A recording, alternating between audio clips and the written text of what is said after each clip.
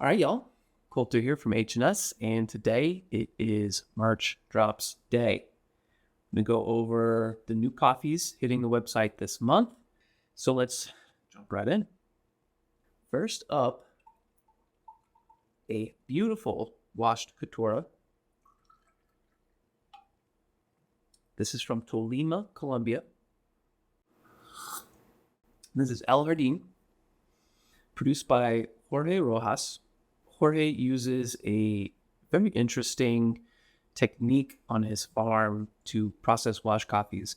It involves an extended in-cherry fermentation, followed by the depulping, followed by a sort of more standard washed fermentation to finish off the process. So this coffee technically has been fermented twice. And for that reason, it's really got a ton of intensity to it. This is a super juicy coffee, big and well-rounded. Right off the top is lots and lots of juicy cherry, and that sort of slides into stone fruits. I really like plum on this, and then into the finish. It's so juicy. Finishes off with a little bit of the indications of the process that I just described. So I listed passion fruit as sort of an indicator to expect a little bit of process forward finish on this coffee. Not enough to earn a funk rating on my funk system. I went head to head with the Honduras Mi Mundo that's on my menu right now, which has a funk level 1 badge on it. And this is much cleaner than that. It really just kind of comes in on the finish, and then sort of owing also to the Caturra taste, it's sort of in the finish, gets a little bit processy, a little bit of vanilla spice almost in there in the very, very end of the finish. Very intense, very juicy. Really, really nice way to start the month. And this is the subscription bag number 1. So if you're a single bag subscriber, this is your copy this month. Okay, next up, we are going back to Ecuador to continue to explore what's been just an incredible harvest. Definitely put a lot of focus on Ecuador. It is one of my favorite regions. The quality just is so incredible this year. 2 beautiful Ecuador coffees here. So to start with this one in the middle, this is La Reserva Sidra Honey. It's so unique. It's really a fun one.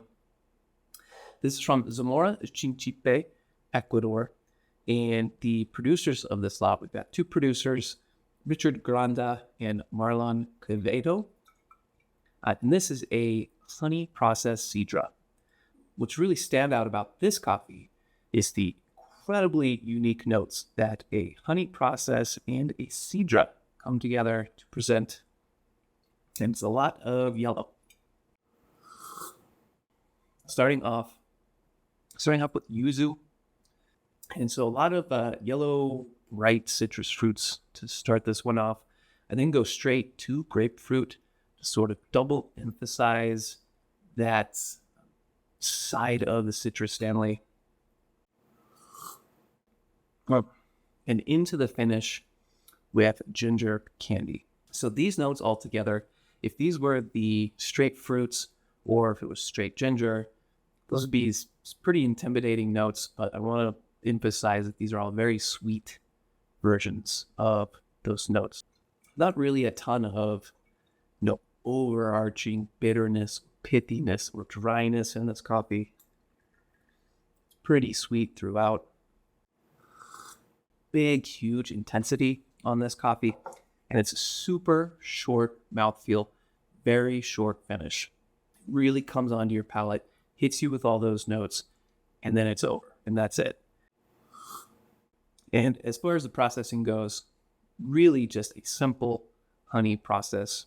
Cherries were floated for defects, pulped, and then laid out to dry in a traditional honey process. Very simply done and very well done. Very super high quality processing on this. It's really, really a fun coffee. Tag this as an ultra light. I'm going to say it's going to need maybe the most time of everything from this month's releases. This is probably going to need the most rest. So be patient with this one. Let it rest up and open up for you, and you're going to be hit with really beautiful, intense, and unique flavors out of this one. Okay. And also to say, this is subscription bag number 2. If you have 2 bags in your subscription, this is the second bag this month. Okay. To finish off the month, we are staying at La Reserva Farm. And this time we have a natural Mejorado. So same farm, different process, different variety of coffee. And another coffee that's really simple on the processing. This is a straight natural process. The cherries were floated for defects, laid out on raised beds to dry for about 3 weeks or so, packed in a cool, dry environment for a few weeks to rest, and then milled. So nothing crazy going on here with these 2 coffees. Very straightforward processes by the producers. This coffee on the end here is an absolute dream.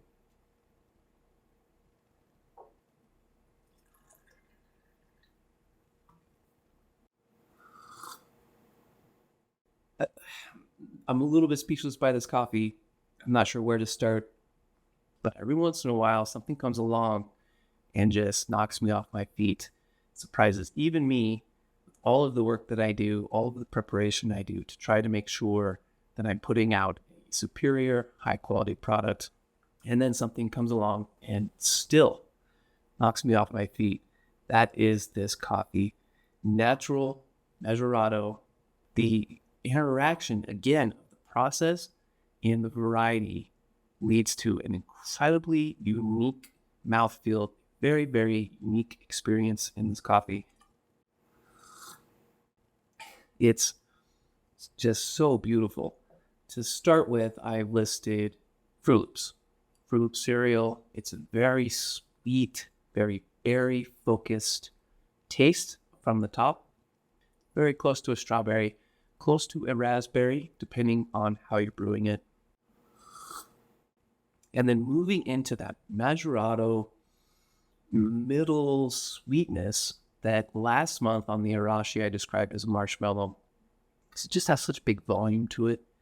And in this coffee I'm calling cereal milk, to continue to play off sort of this Fruit Loops cereal milk sort of feeling. It's really just voluminous in its sweetness, and it's very broad, and it's very big, and yet at the same time it's also very subtle. It's such an interesting dynamic on this coffee and Mejorados in general, and on a year like this year where the quality of harvest was extremely high. Similarly to last month's Arashi, I'm finishing this with a floral note.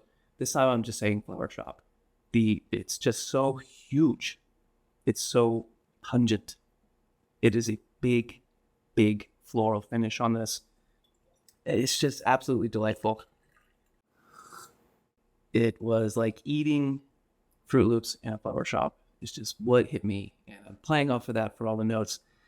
It's so much fun. It's such a delight. And I wanted to make sure I was marking that departure in some way. So I went with these kind of silly notes: Fruit Loops, cereal milk, flower shop.